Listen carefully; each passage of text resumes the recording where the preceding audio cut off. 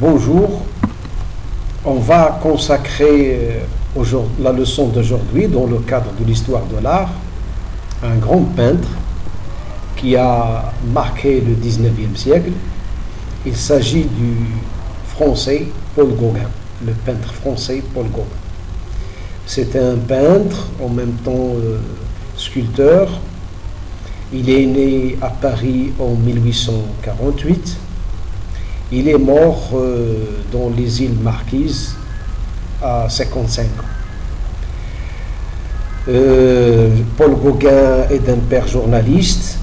Il a eu plusieurs formations, plusieurs éducations.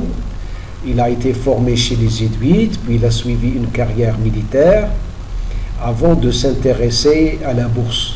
Il a travaillé en tant que coursier au niveau de la bourse. Et il se trouve que Paul Gauguin est considéré comme un grand précurseur de l'art moderne. On lui doit beaucoup de découvertes au niveau de l'art plastique, sur lesquelles je vais revenir tout à l'heure. Et il se trouve que Paul Gauguin, d'abord, a été influencé par les impressionnistes avant d'imposer son propre style. Paul Gauguin a vécu une jeunesse assez difficile. C'est quelqu'un qui s'est marié à une dame de Copenhague, une danoise, et il a eu 5 enfants. Il voulait vivre avec, une fois qu'il a abandonné son métier au niveau de la bourse, il voulait vivre de son propre art. Mais il n'a pas réussi à subvenir aux besoins de sa famille, ce qui a provoqué une séparation familiale. Son épouse, avec ses 5 enfants, a été prise par sa famille à Copenhague. Il a préféré vivre au Danemark parce que le peintre n'arrivait pas tout à fait à subvenir aux besoins de sa famille, ce qui l'a poussé à changer de ville à chaque fois, changer de pays. C'est quelqu'un qui a sillonné le monde, il a été un peu partout. Il a été à Tahiti, il a été aux îles Maurice, il a été au Danemark, il a été en France. Donc c'est quelqu'un qui a sillonné le monde. Mais justement, dans son voyage en Angleterre en 1886, il va rencontrer un grand peintre que nous avons déjà évoqué dans une précédente leçon, c'est Vincent van Gogh. Ce fut en 1886. Et depuis, il y a eu une sorte d'amitié qui est née entre les deux peintres. Bien qu'ils ne s'entendaient pas sur tout, mais quand même, ils sont restés amis pendant assez longtemps.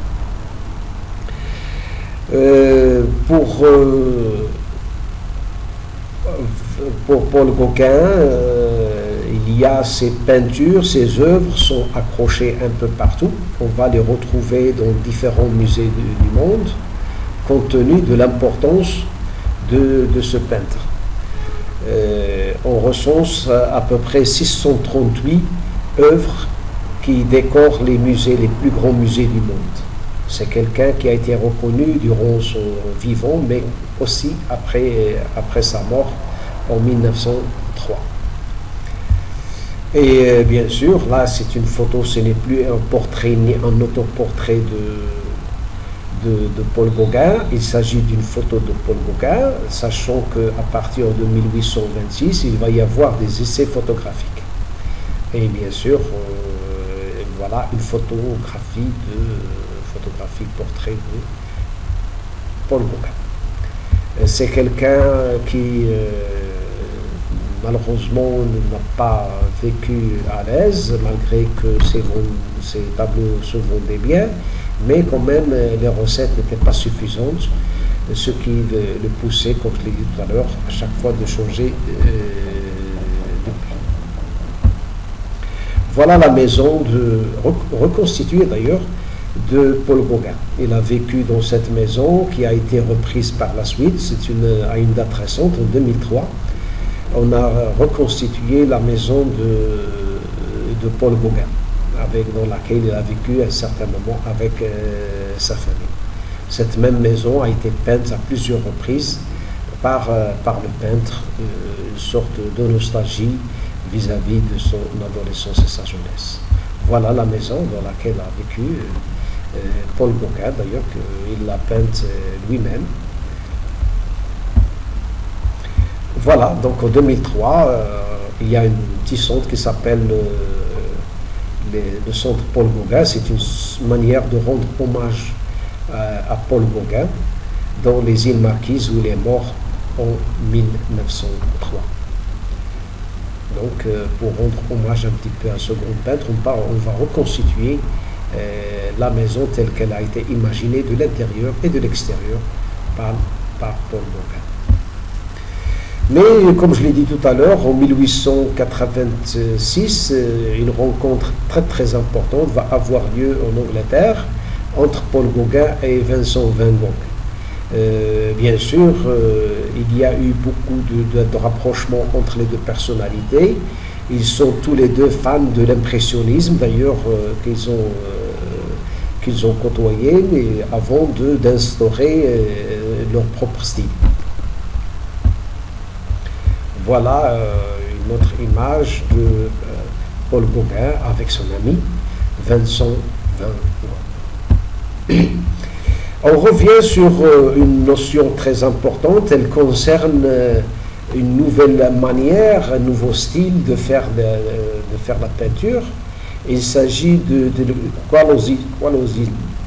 Le qualosisme est une manière de peindre qui, comme son nom l'indique, crée des cloisons. Et c'est une manière de séparer les nuances de couleurs. En quoi consiste le qualosisme? C'est tracer des lignes claires entre les différentes couleurs. Comme ici, par exemple, vous avez un exemple concret, comme ici, par exemple, pour séparer cette couleur et cette couleur, on va mettre un trait fin noir. Ce n'est pas quelque chose de nouveau. Déjà, les peintres japonais avaient déjà opté pour ce style et ça a été reproduit par le peintre essentiellement Paul Gauguin dans une école qui s'appelle Mont-Avry, dans laquelle il a été formé.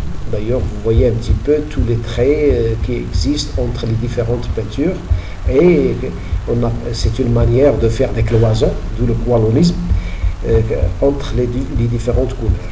On va voir d'autres exemples. Voilà, donc voilà une œuvre de Paul Gauguin là, où il a encore recours à cette manière de peindre. Le qualosisme existe ici, voilà des traits entre le blanc par exemple et le mauve. On va retrouver un petit peu cette couleur. Et c'est une manière de séparer les couleurs telles que ça a été conçu par Paul Gauguin. On va retrouver ça par plusieurs niveaux. Même ici, par exemple, on retrouve une manière de faire des traits très très discrets, mais quand même ils existent. On doit aussi à Paul Gauguin d'avoir imposé cette manière de peindre. Une autre manière, voilà, encore en 1800, ce tableau date de 1888, et on retrouve toujours cette manière de faire de Paul Gauguin en traçant des lignes très discrètes entre les couleurs. On va les retrouver ici, on va les retrouver là, on va les retrouver ici. C'est très noir, c'est une manière de cloisonner les personnages de le qualosisme. Comme ici d'ailleurs, et ça inspire tout de suite une œuvre japonaise, parce qu'ils furent le premier d'avoir initié, les premiers à avoir initié un petit peu cette manière de faire la peinture. Voilà. Regardez par exemple ici, il y a des traits noirs très fins qui existent. Là aussi, il y a un trait noir, et là aussi, il y a un trait noir, et là aussi, on va retrouver des traits noirs au niveau de l'arbre. C'est une manière de cloisonner les couleurs de le qualosisme dont le Paul Gauguin est un précurseur. On retrouve un petit peu la même manière de faire la peinture. Les portraits, plutôt les peintures qu'avait livrées, qu'avait peintes, les œuvres qu'avait peintes Paul Gauguin reflètent fidèlement les différents endroits qu'il a fréquentés. Il a été à Tahiti pendant assez longtemps, et là, bien sûr, il a ramené beaucoup de tableaux, il a fait beaucoup de tableaux pour reproduisant un petit peu le milieu tahitien. Comme par exemple dans ses œuvres, qui reflètent si bien les endroits qu'il a fréquentés, avec pudeur, d'ailleurs, sans aller jusqu'au bout de l'érotisme, malgré... c'est une manière un petit peu de peindre et de respecter les personnages et les citoyens.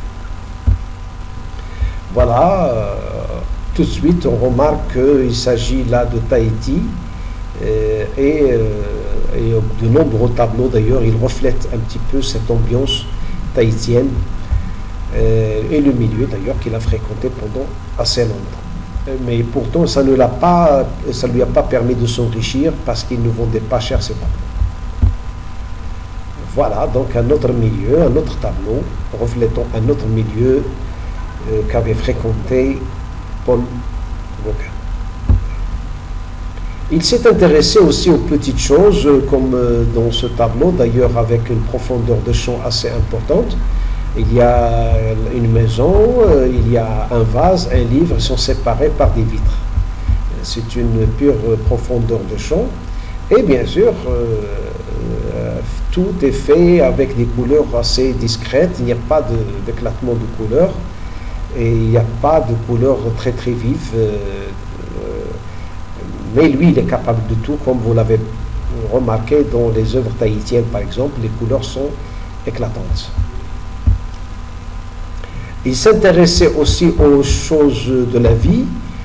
Voilà par exemple des fruits qui ornent un petit peu une table, et lui il reprend fidèlement un petit peu ce qui peut exister sur une table à manger.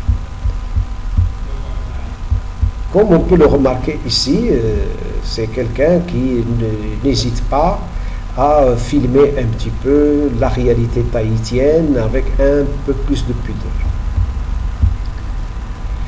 Le cinéma, pour rendre hommage à ce grand peintre, avait produit plusieurs films. En 1956, par exemple, Vincent Minnelli va s'intéresser à la vie de Vincent Van Gogh. Mais quand on dit Vincent Van Gogh, on ne peut pas oublier la rencontre, l'amitié qui est née entre les deux personnes. Le Vincent Van Gogh, dans ce film, la vie passionnée de Van Gogh, est incarné, le rôle est incarné par Kirk Douglas.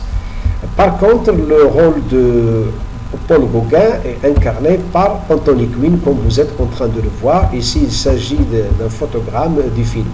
À gauche, Kirk Douglas, à droite, Anthony Quinn, Paul Gauguin. De nombreux films, comme des séries, d'ailleurs même il y avait une série, sur la vie passionnée de ce grand peintre du 19e siècle. Un autre film, c'est Gauguin, le loup dans le soleil. Cette fois-ci, il est incarné par Donald Sutherland. L'acteur d'origine canadienne tient le rôle de Paul Gauguin. Comme vous allez le constater, par exemple ici, il se trouve qu'il s'agit d'un photogramme de ce grand acteur que vous connaissez très très bien, dont la filmographie dépasse les 100 films. C'est quelqu'un d'ailleurs qui a passé plus de 60 ans au cinéma. On va assister à une troisième œuvre, il y a Vincent et Théo. Il s'agit d'un film dont le rôle principal, dont le rôle de Van Gogh, de Paul Gauguin, est tenu par Vladimir Yordanov. Dans le film, bien sûr, on va retrouver des acteurs américains célèbres tels que Tim Roth. Qui ne connaît pas Tim Roth? Et le film est signé par Robert Altman, d'ailleurs un très grand réalisateur hollandien. Voilà une scène du film. À gauche, on va retrouver l'acteur Vladimir Yardanov dans le rôle de Paul Gauguin.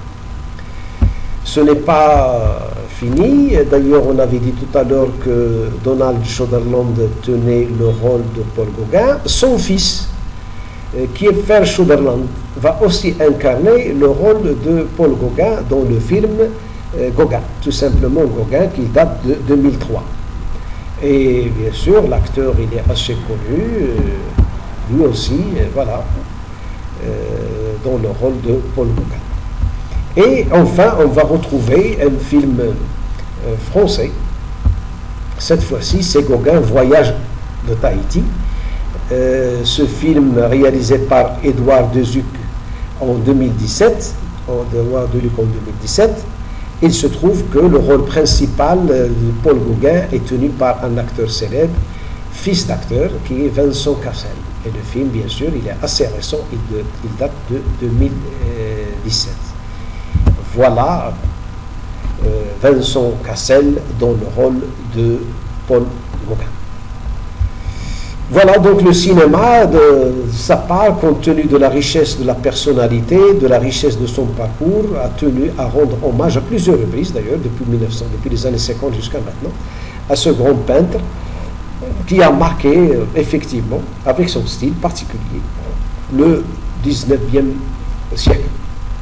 Voilà encore une photo de Paul Gauguin, sachant que de son époque, la photographie était déjà née. Voilà, je pense que vous avez tiré profit un petit peu de cette leçon, mais je vous recommande de vous documenter davantage sur la grande personnalité de la peinture, ce grand artiste plasticien, en même temps sculpteur. Et en attendant une prochaine leçon, bonne journée et merci.